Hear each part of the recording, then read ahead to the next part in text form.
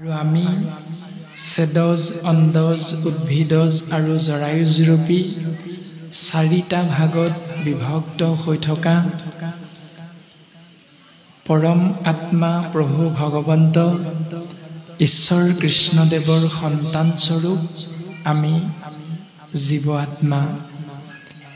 আৰু আমি জীৱাত্মা চাৰিটা ভাগত বিভক্ত হৈ আছো যদিও সমস্ত কিন্তু এক ইক্ষতত্বৰ সন্তান। আমি ককাই ভাই সুহৃদ। আৰু এই চাৰিটা ভাগত বিভক্ত হৈ থকা আমি জীৱাত্মাৰ শ্ৰেষ্ঠতম জীৱাত্মা হ'ল জ্ঞান আৰু বিবেকযুক্ত জৰায়ুজৰূপী জীৱৰ ভিতৰত মনুষ্য নামৰ জীৱ। আমি সমস্ত জনাক কৃপালু গুৰুজন বস্তুৱে শ্ৰেষ্ঠতম জীৱ হিচাপে শাস্ত্ৰসন্মতে প্ৰশংসা কৰিছে। আৰু আমি শ্ৰেষ্ঠতম জীৱ হিচাপে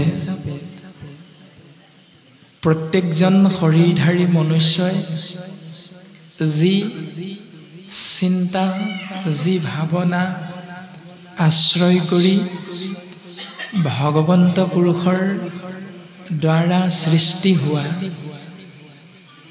এই মায়াময় সংসাৰখনত যিবিলাক নীতি নিয়ম কৰ্ম ধৰ্ম হিচাপে আশ্ৰয় কৰি নিজৰ জীৱন গৃহস্থী ধৰ্ম সমাজকেন্দ্ৰিক ব্যৱস্থা মাজত আমি প্ৰত্যেকেই বান্ধ খাই আছো। এই সমস্তখিনি নীতি নিয়ম 4 বেদ 14 শাস্ত্ৰ 18 পুৰাণৰ দ্বাৰা নিবন্ধিত হৈ আছে। কিন্তু ইয়াৰ ভিতৰত উত্তম বা শ্ৰেষ্ঠ নীতি নিয়ম কৰ্ম ধৰ্ম কোনখিনি আৰু কোনে তাক পালন কৰি আছে, তাক চিন্তা কৰিলে আমি উত্তৰ পাওঁ বঢ়াৰূপ মহাপুৰুষ শ্ৰী শ্ৰী মাধৱ গুৰুজনাই অপূৰ্ব সৃষ্টি নামঘোষাৰ মাধ্যমেৰে দিয়া সিদ্ধান্তক আমি আশ্ৰয় কৰিলে। ও ভাৰত পুৰাণ আদি যত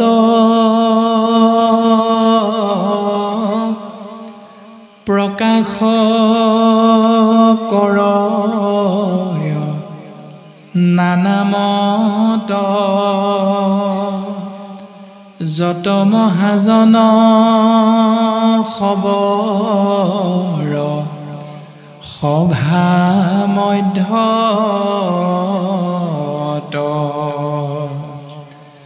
পৰম আনন্দৰ সময় কোটি সূৰ্য সম প্ৰকাশয় মহাভাগৱত নোহন্ত যাৱে বেকত ৰাম মহাভাগৱত নোহন্ত যাৱে বেকত।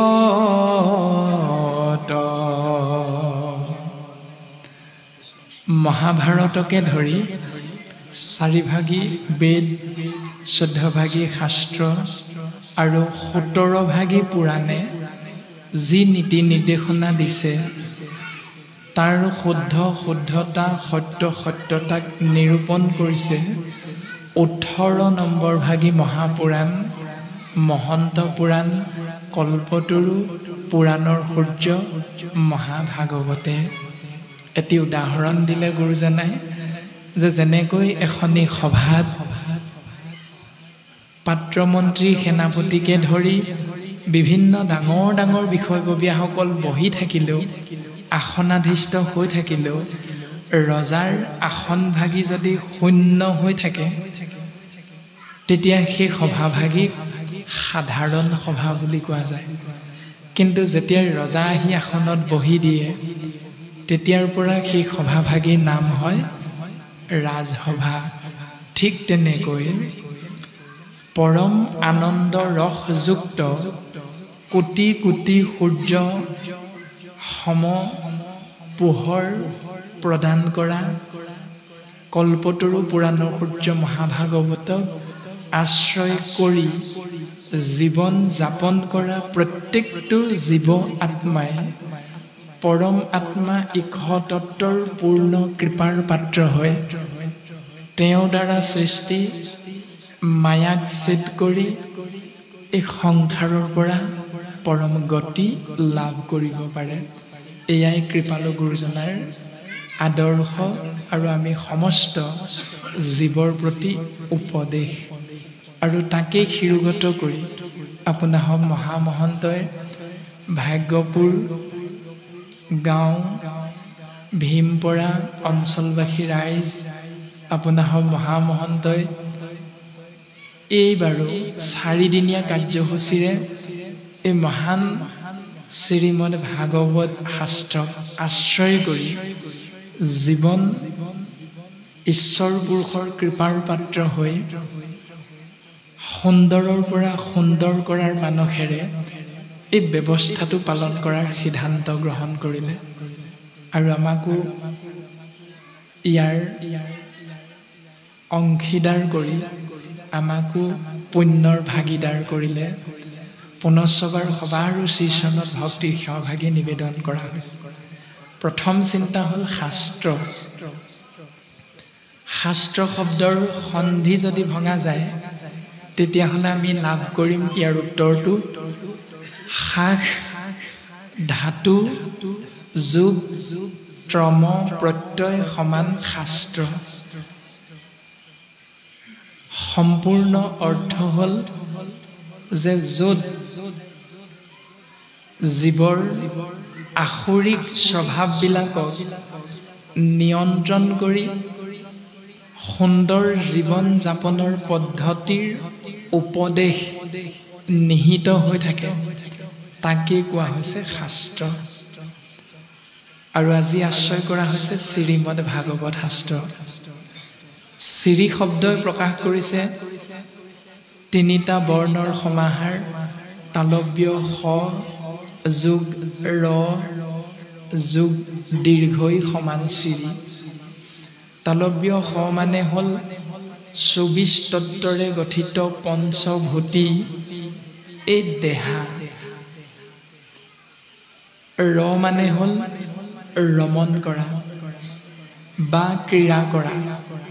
দীৰ্ঘই মানে হ'ল ঈশ তত্ত্ব নাদ ব্ৰহ্ম কৃষ্ণ তত্ত্ব। অৰ্থাৎ পৰমাত্মা পৰম ব্ৰহ্ম ঈশ তত্ত্ব নিৰ্গুণ নিৰাকাৰ কৃষ্ণ তত্ত্বই যেতিয়া পঞ্চভূতেৰে নিৰ্মিত এই শৰীৰৰূপী গৃহভাগীত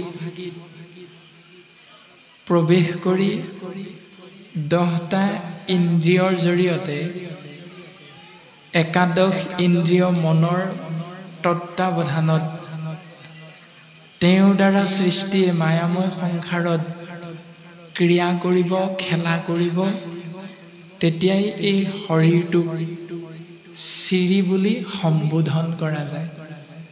আৰু যেতিয়াই এই শৰীৰটোৰ পৰা দেহটোৰ পৰা দীৰ্ঘই তত্ত্বই ৰ অৰ্থাৎ ৰমণ কৰিবলৈ এৰি এই শৰীৰটোৰ পৰা ওলাই গুচি যায় তেতিয়াই ই কেৱল তালব্য হলে ৰূপান্তৰিত হৈ যায়, যাক বগা কাপোৰ এখন দি ঢাকি দিয়া যায়।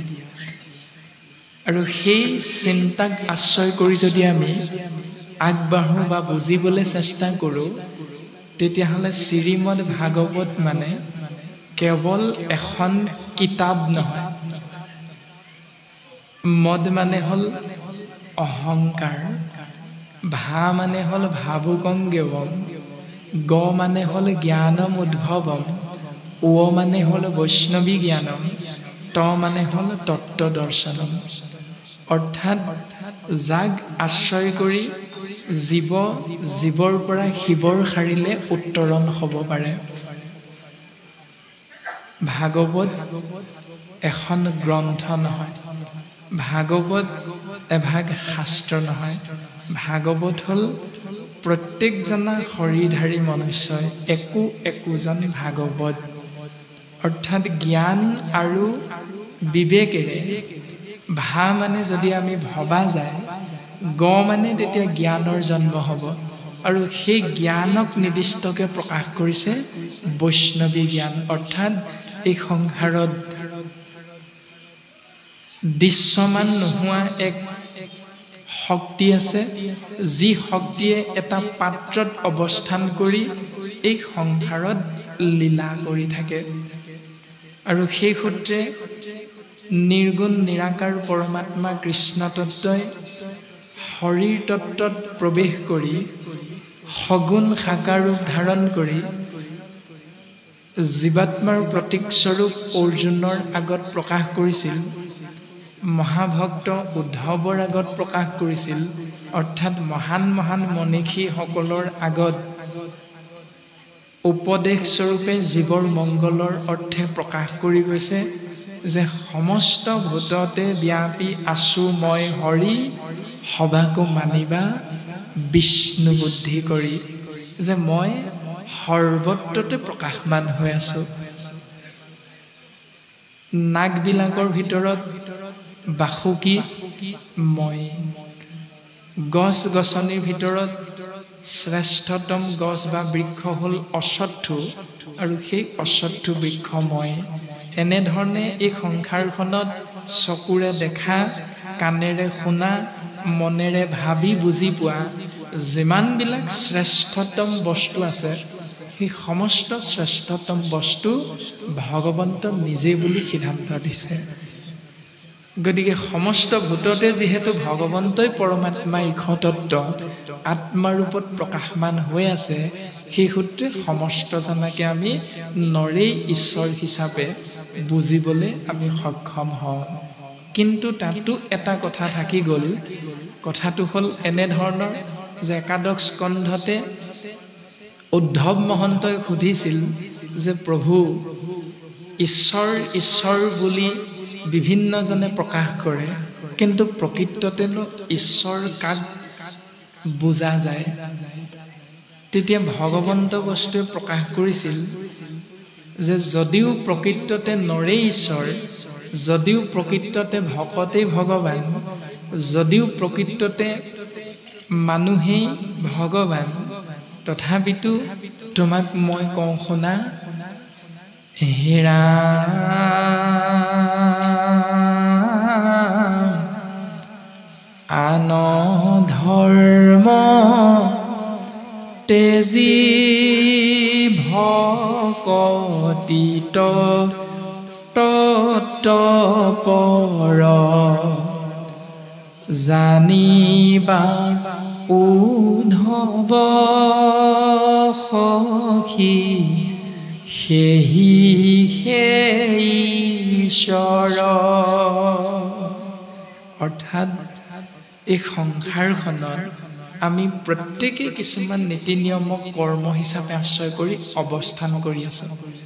কিন্তু সেই কৰ্মবিলাকৰ ভিতৰত ঈশ্বৰ চিন্তা কৰা, গুৰু সেৱা কৰা বিষয়টো মুখ্য হিচাপে আশ্ৰয় কৰি, আন চিন্তাবিলাকক গৌণ হিচাপে আশ্ৰয় কৰি যিসকলে নিজৰ জীৱন যাপন কৰি নিজক সমাজত আগবঢ়াই নি আছে, সেইসকলকে ভগৱন্ত পুৰুষে উদ্ধৱৰ আগত প্ৰকাশ কৰিলে তেওঁলোককেই স্বাভাৱিকতে ঈশ্বৰ বুলি কোৱা যায়। এতিয়া সেই দেৱত্বৰ শাৰীলে বা ঈশ্বৰত্বৰ শাৰীলে আমি প্ৰত্যেকজনে নিজকে আগবঢ়াই নিবৰ বাবে গুৰুজন বস্তুৱে দিয়া এই উপদেশক আমি শিৰোগত কৰিবলৈ চেষ্টা কৰিব লাগে। আৰু তাৰে নীতি নিবন্ধিত হৈ আছে উত্তম শাস্ত্ৰ কল্পতৰু মহাভাগৱতৰ মাধ্যমত গুৰুজন বস্তু আমাক প্ৰকাশ কৰিছে।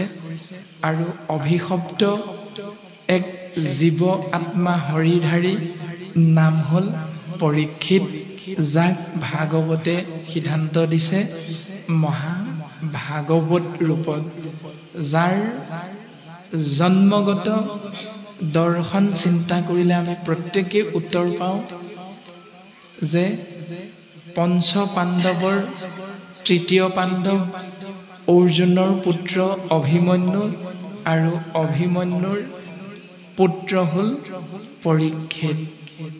আৰু সেই পৰীক্ষিতে মাতৃ উত্তৰাৰ গৰ্ভত স্থিতিমান হৈ থাকোঁতেই সৌভাগ্যৱন্ত হৈছিল শংখ চক্ৰ গদা পদ্ম চাৰি অষ্টধাৰী ভগৱন্তৰ বিষ্ণু ৰূপটো দৰ্শন পোৱাৰ সৌভাগ্যৱন্ত হৈছিল। আৰু সেইকাৰণে সেই সন্তানটিৰ প্ৰথম নামটো হ'ল বিষ্ণুৰাজ। কালক্ৰমত মাতৃগৰ্ভৰ পৰা আহি যেতিয়া পৃথিৱীত পৰিল আৰু প্ৰত্যেকজন ব্যক্তিকে পৰীক্ষা নিৰীক্ষা কৰি সূক্ষ্ম দৃষ্টিৰে পৰ্যবেক্ষণ কৰাৰ বাবে কালক্ৰমত তেৰাৰ অন্যটি নাম হৈছিল পৰীক্ষিত। সূক্ষ্ম দৃষ্টিৰে পৰ্যবেক্ষণ কৰা মানে সন্মুখত যিজন ব্যক্তিক যিগৰাকী আইক লগ পায় চিন্তা কৰিছিল যে মাতৃগৰ্ভতে দেখা সেই শংখ চক্ৰ গদা পদ্ম ৰূপ আজি আমি সন্মুখত দেখা পোৱা এই বাপজনেই নেকি? মাতৃগৰ্ভত দেখা পোৱা সেই ৰূপৰ গৰাকীজন এইজনেই নেকি? এই সূক্ষ্ম দৃষ্টি প্ৰদান কৰি প্ৰত্যেকজন ব্যক্তিকে দৰ্শন কৰিছিল। আৰু সেইকাৰণে তেৰাৰ বিষ্ণুৰাজ নামৰ বিপৰীতে কালক্ৰমত নাম হৈছিল পৰীক্ষিত। আৰু সেই পৰীক্ষিতৰে অপৰাধজনিত কাৰণৰ পৰা মুক্তি হোৱাৰ বিষয়বস্তু প্ৰকাশ কৰা এক সুন্দৰ মাৰ্গদৰ্শন দিয়া উত্তম শাস্ত্ৰ হ'ল ভাগৱত। পৰীক্ষিত সংসাৰী জীৱ, তেওঁ বিবাহ কাৰ্যত আগবাঢ়িছিল, গৃহস্থী ধৰ্ম পালন কৰিছিল আৰু তেওঁৰো এটি পুত্ৰ সন্তান আছিল। আৰু আমিও প্ৰত্যেকজন গৃহস্থী ধৰ্ম পালন কৰা একোজন মনুষ্য আৰু আমাৰো প্ৰত্যেকৰে পুত্ৰ কন্যা আদি সন্তানৰ আমিও হয়তো প্ৰত্যেকজনে পিতৃ মাতৃ হিচাপে সংসাৰত অৱস্থান কৰি আছোঁ। ইয়াৰ দ্বাৰা আমি বুজিব পাৰিম যে আমিও একোজন পৰীক্ষিত। আৰু শাস্ত্ৰসন্মতে কোৱা পৰীক্ষিত ৰূপী জীৱ আত্মাৰ যেনেধৰণে অপৰাধজনিত কাৰণ হৈছে তেওঁ বুজিব পাৰিছে, ঠিক আমাৰো স্থান কাল পাত্ৰ ভেদে পূব পশ্চিম উত্তৰ দক্ষিণ চাৰিও দিশত প্ৰত্যেক দিনাই অৱস্থান কৰোঁতে আমাৰো খোজে প্ৰতি অপৰাধ ৰৈ যায়। পাৰ্থক্যটো হ'ল পৰীক্ষিতে জানিব পাৰিছিল তেওঁ কি অপৰাধ কৰিছিল আৰু আমি বুজি নাপাওঁ কোনদিনা আমি কি অপৰাধ কৰিলোঁ। পাৰ্থক্য এয়াই। পৰীক্ষিতে 7 দিন 7 ৰাতিৰ অন্তত তক্ষকৰূপী কালসৰ্পৰ দংশনত মৃত্যু হ'ব, এই সংসাৰ এৰিব লাগিব, এই সত্যটো বুজি পাইছিল। আৰু আমি সেই সত্যটো বুজি পোৱা নাই যে কোন মুহূৰ্তত এই সংসাৰ আমি এৰি যাব লাগিব। সাদৃশ্য আৰু বৈসাদৃশ্য এয়াই আমি নাজানো। শাস্ত্ৰসন্মতে কোৱা সেই আত্মাস্বৰূপ পৰীক্ষিত নামৰ শৰীৰধাৰী ৰজাজনে জানিছিল আৰু আমি নাজানো। কিন্তু আজি আমি জানিবৰ বাবে চেষ্টা কৰিম আৰু জানিবৰ বাবে চেষ্টা কৰি শ্ৰীমদ ভাগৱত উত্তম শাস্ত্ৰভাগীয়ে মংগলাচৰণৰ বিষয়বস্তুৰে আমাক প্ৰকাশ কৰিছে যে মংগল যদি বিচাৰা যোগ কৰি ৰাখিবা সদায় কায় শৰীৰৰ লগত, বাক্যৰ লগত, মনৰ লগত আচৰণটো যেনেধৰণে শাস্ত্ৰই আমাক নিৰ্দেশ কৰিছে। আৰু সেই নিৰ্দেশ ইতিমধ্যে দিনৰ 2 বজাৰ পৰা হয়তো আজি পাঠ আগবঢ়াই গৈছে পাঠাচাৰ্যসকলে। গতিকে মংগলাচৰণৰ বিষয়বস্তু হয়তো পাঠ হৈছিল, আৰু যদিও নাই হোৱা আমি মংগলাচৰণৰ বিষয়বস্তু অকণমান আগবঢ়াই